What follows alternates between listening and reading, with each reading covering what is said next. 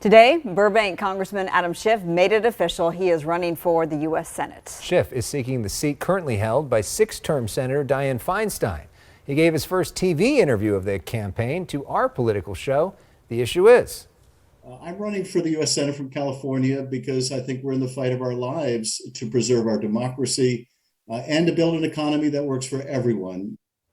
The 89-year-old Feinstein has yet to make her own intentions clear, but it's already shaping up to one of the costiest, closest, most contentious Senate races in a generation, with Irvine Congresswoman Katie Porter having already announced and more high-profile contenders waiting in the wings. So Schiff gave us the first TV interview.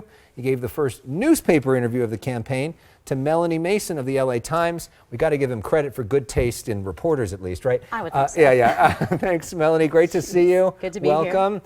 So let's talk about this race. In California politics, we often don't really have big statewide races. Republicans haven't won since 2006. The last races were all pretty much snooze fests. This one's different, right? And thank God, I think we've been really waiting for a big statewide showdown. And this is a seat that Senator Feinstein has had since 1992. And so I think there is a big backlog of ambitious Democrats who've been waiting for this opportunity. And since we have this top two primary system, it means that we could see two Democrats actually make it all the way to the general. And so there's the possibility of a real fight all the way to November. Well, Irvine Congresswoman Katie Porter, she was the first to throw her hat in the ring. She didn't necessarily or did not have the blessing of Dianne Feinstein. Schiff told Elex today a moment about that. So let's go ahead and listen to that sound.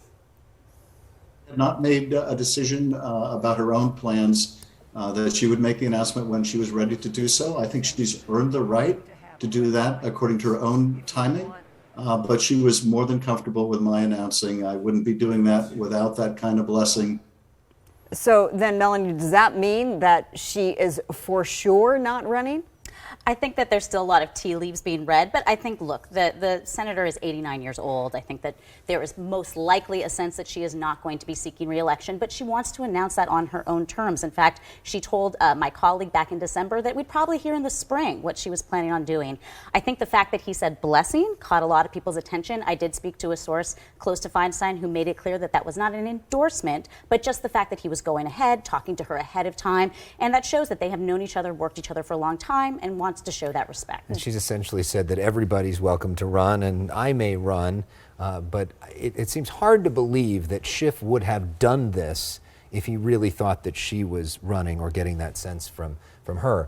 Meanwhile, let's talk about the strategy here. In addition to the interviews with us, Schiff put out this video which leaned very hard into this idea that he is the anti-Trump guy. It is filled with a lot of right-wing folks saying negative things about him. What do you make of the strategy both from Schiff and from Porter so far in trying to separate each other? I mean, when was the last time a politician announced a run with a video of people insulting them, right? It had former President Trump calling him little pencil neck. But I think that this really shows what his plan is. He's going for contrast. He wants to show that he was one of the leaders in the impeachment fights in the January 6th committee. He's going to make this conversation about democracy central to his campaign.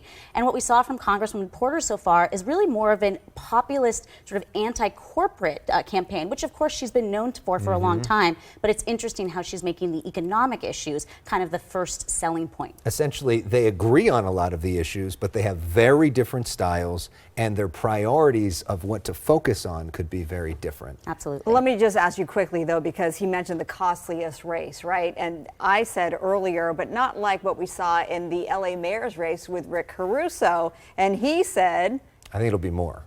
Well, you know, we have two major expensive markets with the Bay Area and Los Angeles. You may not have a self-funder like Rick Caruso who has the money to spend $100 million, but it could get close. Schiff starting this race with $20 million cash on hand to start.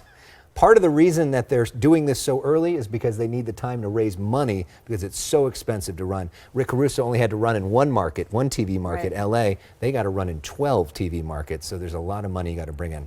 Great to see you, Melanie. Congrats on the scoop this morning. We will have more with Congressman Schiff on our political show, The Issue Is, tomorrow night. We also have one-on-one interviews with Gavin Newsom, the governor of California, and his wife, the first partner, Jennifer Siebel Newsom. It's an especially big edition of The Issue Is tomorrow night at 10:30 right here on Fox 11. all right, still to come, investigators